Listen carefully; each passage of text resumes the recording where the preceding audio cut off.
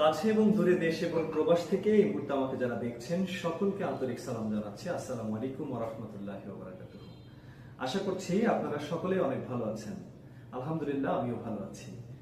প্রিয় বন্ধুরা, পৃথিবীতে যারা সাকসেসফুল হয়েছেন, যারা ব্যবসা করে হোক, কর্মজীবনে হোক, যে কোনো ক্ষেত্রেই যারা সাকসেস পেয়েছে, তাদের প্রত্যেকেরই মূল নীতির কয়েকটি অংশের মধ্যে একটি বিষয় খুবই জোরালোভাবে ছিল, সেটি হচ্ছে তাদের মোরালিটি। সততা একটা মানুষকে অনেক বড় করতে পারে। তো আমরা অবশ্যই আমাদের প্রত্যেকটা ক্ষেত্রে, প্রত্যেকটা কাজে, প্রত্যেকটা কি বলবো, যেটা অফিসিয়াল হোক, পারিবারিক হোক, আমরা সব জায়গায় মোরাল থাকার চেষ্টা করব। কারণ এই জিনিসটা আমরা অবশ্যই খুব ছোটবেলা থেকেই জেনে এসেছি, বই পুস্তকে পড়েছি, কোরআনে পড়েছি, হাদিসে পড়েছি, বিভিন্ন বড়দের কাছ থেকে পরামর্শ পেয়েছি, শিক্ষকদের কাছ থেকে পরামর্শ পেয়েছি যে সততাই সর্বোৎকৃষ্ট পন্থা।